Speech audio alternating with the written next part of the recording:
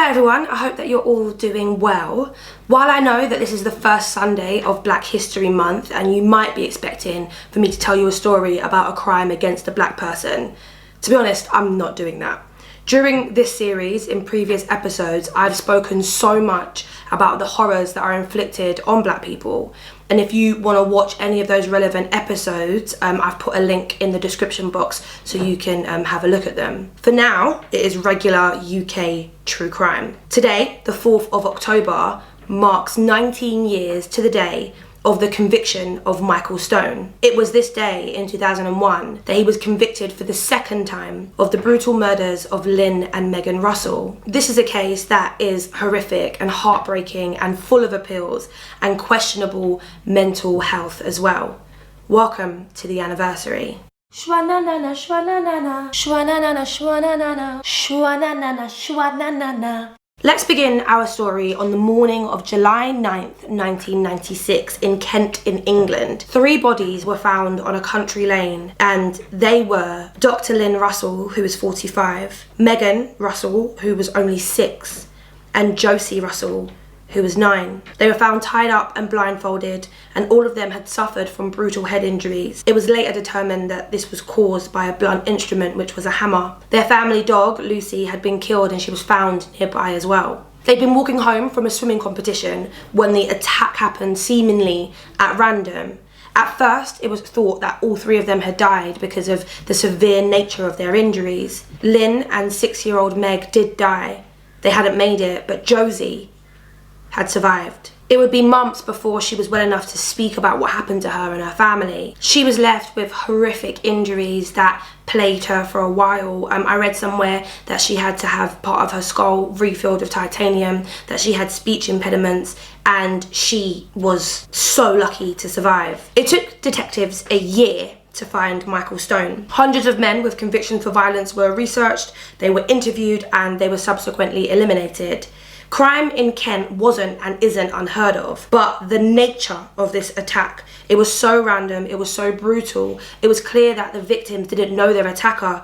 It was really difficult to know where to start with the investigation. They found Michael Stone after a tip came in when they put a reconstruction on Crime Watch. They put the case on Crime Watch on the year anniversary of it happening. There was no forensic evidence linking him to the crime, even though the victims were found tied up with a shoelace that was later determined to be belonging to the killer.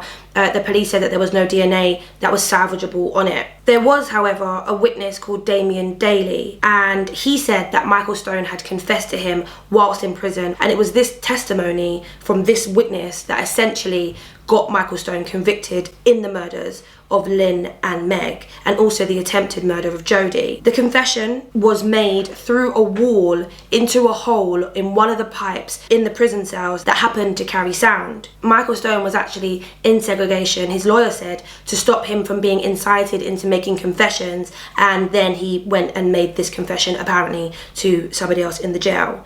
The lawyer for the CPS even took the jury in the case to the cells in question, and he read Harry Potter to them to show them that it is actually possible to hear each other really clearly. Ultimately, Michael Stone was found guilty and given 3 life sentences. Usually, I don't go into detail about the killer, where they grew up, why they may have committed their crimes, and that is because I always feel like the killers, the perpetrators, don't deserve it.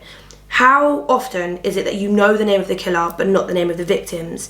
Can you list everyone that Ted Bundy killed? Do you know the victims of the Yorkshire Ripper? And if the answer is no, that is why I don't lend unnecessary time to these people. With that being said, in this case, it is crucial to know more about Michael Stone and his mental state during and around the time of the killings. He was born as Michael John Goodburn in Tunbridge Wells in 1960, and he was one of 5 children. He had a turbulent childhood, suffering from domestic violence in his family home before he was placed into a care home where he was abused. His police records date back to the age of 12 and continued throughout adulthood. Once he left the care system, he began using heroin, and he served 3 prison sentences in the 80s and 90s for robbery, burglary, grievous bodily harm, and assault occasioning actual bodily harm. Before the murders, he had received support for his drug addiction and for his mental health problems, and he was under the supervision of the National Probation Service. In the 80s and 90s, they didn't treat mental health issues and mental health conditions in the way that they do now.